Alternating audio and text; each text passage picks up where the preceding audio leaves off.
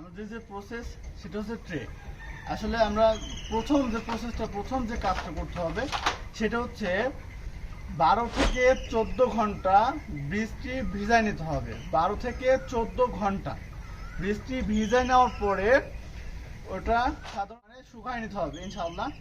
শুকানোর পরে ভেজানোর পরে তুলে এটা শুকানোর পরে যেটা করতে হবে সেটা হচ্ছে সুতি কাপড় যেটা আছে ওটাতে হালকা করে মরাই নিতে হবে। মরিয়ে যে চটের বস্তা আছে যেটা ছালা দড়ি দিয়ে তৈরি করা হয়, আসলে সে চটের বস্তা দো ভাঁজ করে নিয়ে ওর মাঝখানে বীজটা রেখে তারপর ওটা পেঁচিয়ে দুই সাইড থেকে দড়ি দিয়ে বেঁধে 5 থেকে 10 মিনিট রোদে ফেলে রাখবো। 5 থেকে 10 মিনিট রোদে ফেলে রাখার পরে আমাদের যে কাজটি করতে হবে ছায়াযুক্ত জায়গায় আমাদের ওটা রেখে দিতে হবে ইনশাআল্লাহ।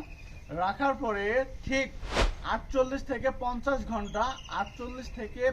ঘন্টা আমাদের একইভাবে রেখে দেওয়া লাগবে ইনশাআল্লাহ।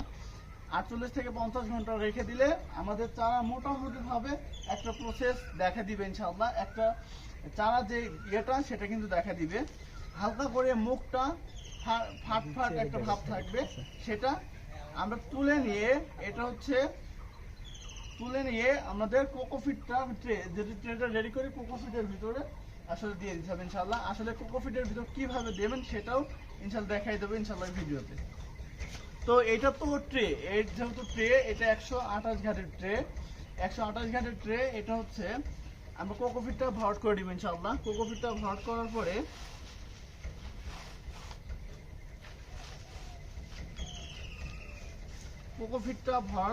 পরপরই আমাদের যে কাজটি করতে হবে আরেকটা ট্রে দিয়ে ডাবল পার্টের অথবা 3 পার্টের যে ট্রেটা থাকবে সেটা দিয়ে কিন্তু আমরা এটা চাপ দিয়ে নেব ইনশাআল্লাহ।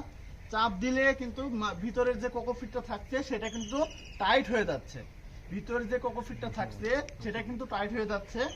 আসলে এটা চাপ দিয়ে আমরা টাইট দিয়ে বসাই নেব ইনশাআল্লাহ। এটা কিন্তু বসানোর পরে আমাদের এই যে একটা সিস্টেম কিন্তু তৈরি হয়ে যাচ্ছে ইনশাআল্লাহ।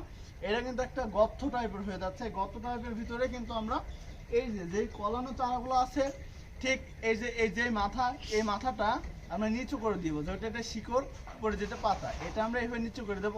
অথবা যারা এটা বুঝতে পারবেন না তার জন্য আরেকটা প্রসেস আছে ইনশাআল্লাহ।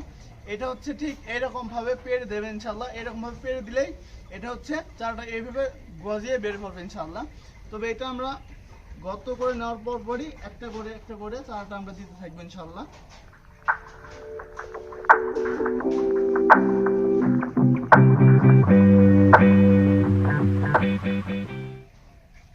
চারাটা দেওয়ার পূর্বে লক্ষ্য করতে হবে যেগুলা কল হয়নি এখনো, যেগুলো এখনো কল হয়ে পারে নাই সেগুলো লক্ষ্য করতে হবে। যে মুখটা আছে মুখটা নিচে দিয়ে দেবেন ইনশাআল্লাহ, তাহলে দ্রুত কলটা বের হয়ে যাবে ইনশাআল্লাহ।